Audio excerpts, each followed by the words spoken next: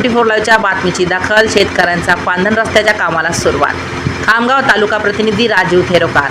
नमस्कार, मी भाग्यश्री. महाराष्ट्र न्यूज 24 लाईव्हमध्ये आपले स्वागत करते.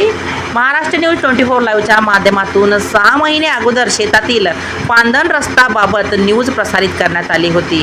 त्या प्रसारणाला प्रसिद्धी मिळाली असून शेतातील पांधन रस्त्याचे काम आज रोजी सुरू झाले आहे. महाराष्ट्र न्यूज 24 लाईव्हचे प्रतिनिधींनी क्षेत्राची पाहणी केली असता त्यांनी टिपलेले छायाचित्र आणि संबंधित सार्वजनिक बांधकामाचे इंजिनियर हे हजर नाही आणि त्या ठिकाणी ठेकेदार सुद्धा हजर नसताना काम सुरू आहे. पण हे काम प्रामाणिकपणे चालू आहे किंवा नाही हे गावातील लोकांचा संशय आणि आक्षेप आहे. करिता संबंधित अधिकारी, पंचायत समितीचे गटविकास अधिकारी, तहसीलदार साहेब यांनी प्रत्यक्ष येऊन कामाची पाहणी करण्यात यावी अशी गावकऱ्यांची मागणी आहे, जेणेकरून पांधन रस्त्यामध्ये कुठल्याही प्रकारचा अडथळा निर्माण होणार नाही आणि रस्ता सुरळीत व चांगल्या पद्धतीने पांधन रस्ता व्हावा अशी शेतकऱ्यांची मागणी आहे. महाराष्ट्र न्यूज 24 लाईव्ह प्रतिनिधी राजीव थेरोकार तसेच मी भाग्यश्री यांच्यासह आपली रजा घेते.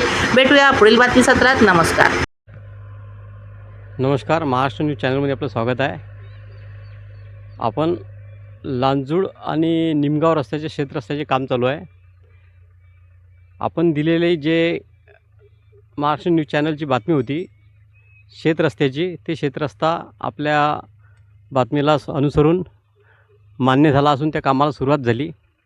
तरी आज रोजी लांजूड शेतरस्त्याचे काम सुरू झालं. त्यानिमित्तानं आपण या रस्त्याची पाहणी करण्यासाठी आलो होतो. या शेतरस्त्याचे ठेकेदार, त्याचं नाव काय ठेकेदाराचं?